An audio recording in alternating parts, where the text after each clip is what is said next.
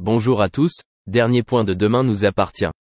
Notre JT du jour portera sur Demain nous appartient. Spoiler, précédent résumé des épisodes du 15 au 19 janvier 2024 sur TF1.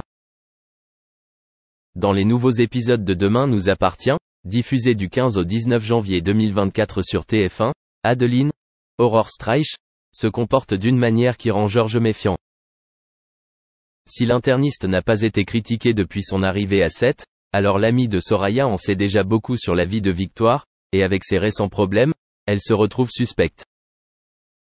De son côté, Chloé retourne aux études, vraisemblablement pour étudier les soins infirmiers.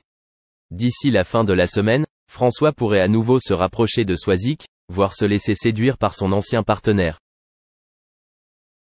La police enquête sur un mystérieux message laissé chez Victoire, Solène Hébert. Mona, Catherine Benguigui, se retrouve mêlée aux amours de son fils. Gabriel, Martin Mille, rime avec Ad. Georges plonge dans le passé tumultueux des Adeline, Aurore Streich. Charlie, Clémence Lassalas, dévoile ses sentiments. La stratège, Luna, Paloma Reynaud, se rapproche de Nathan, Adair Gabelet. L'accord de passé, Adeline avoue son amour à Victoire. Nord joue le rôle d'entremetteuse. Dorian, Ryan Hubert, et Luna ne sont plus synchronisés. Victoire a du sang sur les mains. Marianne, Luce Mouchel, profite de sa position pour faire pression sur Nord. Violette enquête pour déterminer l'origine de la rumeur. Malgré la pression, Samuel, Axel Kinner, est resté silencieux. Chloé, Ingrid Chauvin, fait sa rentrée. François, Emmanuel Moire, participe au jeu de Swazik, Charlie Nune. Merci d'avoir regardé et à la prochaine vidéo. N'oubliez pas de vous abonner à notre chaîne. En attendant, dites-nous ce que vous en pensez dans la section commentaires ci-dessous. Au revoir.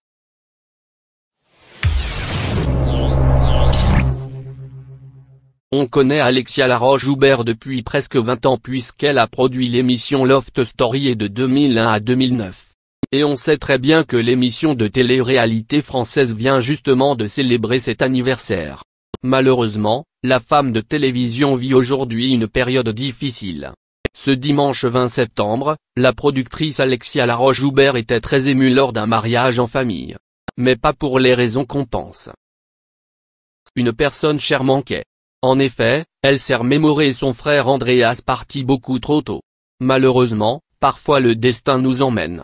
Il y a des âmes comme ça qui sont appelées plutôt par les étoiles.